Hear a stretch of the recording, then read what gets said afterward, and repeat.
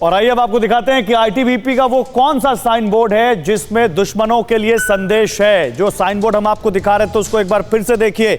LAC पर ITBP का संदेश, किस तरह से संदेश दिया गया है साइन बोर्ड में। 100 साल भेड़ की तरह जीने से अच्छा है एक दिन शेर की तरह जीना। दुश्मन से सामना करना, दुश्मन को नस्तनाबूद करना।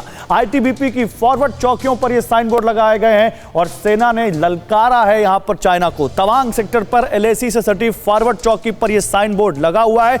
एक बार फिर से देखिए ग्राफिक्स के जरिए जो उस पर संदेश लिखा हुआ है। चीन को संदेश बिल्कुल साफ है कि भारतीय जवान निपटने के लिए तैयार हैं और यह साइन बोर्ड जोश जगाता है, जज्बा जगाता है और भारत के जो हिमवीर हैं, जो हमारे देश के सैनिक हैं, उनकी हिम्मत, उनके जज्बे को यहां पर दिखाता है। किस तरह से ये साइन बोर्ड यहां पर जो लगाए गए हैं।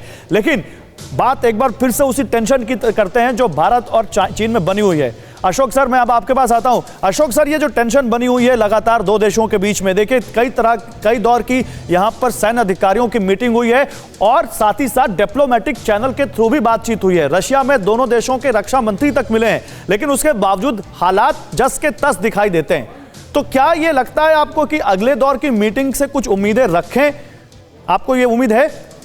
देखो गौरव, मुझे तो कोई खास उम्मीद नहीं लगती है, क्योंकि अगर कुछ होना था, देखिए आपने कहा है 2 रक्षा मंत्री मिले 4 सितंबर को, उसके बाद दोनों विदेश मंत्री भी मिले 10 सितंबर को। उन्होंने एक 5 पॉइंट अग्रीमेंट भी साइन किया।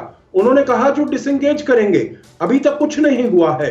देखिए, मैं 2 बातें कहना चाहूंगा जो हमारे पैनलिस्ट ने कहा है, मैं उनसे सहमत हूं, पर 2 बातें मैं और कहना चाहूंगा। एक, 2021 में 100 साल पूरे होंगे चाइनीज कम्युनिस्ट पार्टी के। वहां पर शी जिनपिंग को अब दिखाना है जो उसने बहुत बड़ी कोई ना कोई बड़ी सफलता प्राप्त की है।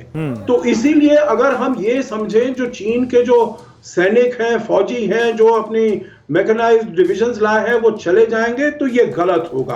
उसको यहां से सफलता चाहिए। दूसरी बात, आप ये सोचिए, अगले 2-3 महीने कुछ नहीं होने वाला है, परंतु उसके बाद जरूर कुछ होगा, परंतु ये पूरी तरीके से युद्ध में नहीं परिवर्तित होगा। चलिए, तो ये बनेगा। तो क्या ये एक लिमिटेड वॉरफेयर भी हो सकता है? लिमिटेड वॉर होगा, लिमिटेड कॉन्फ्रंटेशन होगा। ठीक है, क्योंकि उसी में नहीं तो मैं सुमित के पास जाना चाहता हूं। सुमित, ये तो लगातार जानकारी आ रही है कि चाइना के साथ अगर लिमिटेड वॉर होगी तो उसके लिए भारत की तरफ से लगातार तैयारियां की जा रही हैं, नियम बदले जा रहे हैं। 15 दिनों के स्टॉक की बात कह दी गई, सेना अपने पास हथियार रख सकती है।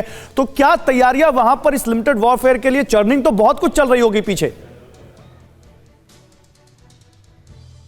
देखिए, तैयारियां सिर्फ आगे नहीं पीछे ऑलरेडी चल चुके। मई महीने में चीन ने जरूर ये सरप्राइज दिया था, लेकिन 29 तारीख को यानी 29 और 30 अगस्त को जब भारत ने 360 डिग्री का जो रिवर्स दिया, उससे चीन परेशान था। वरना ये सारी कार्रवाई चीन अक्टूबर महीने में ही कर लेता। और अभी चीन को ये डर है क्योंकि कंपैरेटिवली भारत की तैयारियां चीन से एक कदम आगे है, जिसमें ना सिर्फ 14 महीने का रिजर्व आपका सिर्फ उनका रसद का है, बल्कि एमुनेशन का 15 दिन का है। इसके अलावा आपकी जो स्पेशलाइज्ड फोर्सेज हैं, चाहे वो आपकी एसएफ हो, चाहे आपकी गरुड़ कमांडोज हो, चाहे आपकी माकोज हो, सभी इन इलाकों में डिप्लॉय भी कर दिए गए। तो ये आप मान के चलिए कि हमारी तैयारियां चीन से कदम आगे हैं। लेकिन वॉर के अंदर हमेशा गौरव इंपॉर्टेंट होता है सरप्राइज। अब चीन हमें क्या सरप्राइज देने वाला है और हम उसके लिए कितने तैयार हैं, ये अगले 3 चलिए आपके इसी नोट पे अब यहाँ पे इस डिबेट को वाइंड अप करते हैं। बहुत शुक्रिया आप सभी लोगों का हमारे साथ जुड़ने के लिए।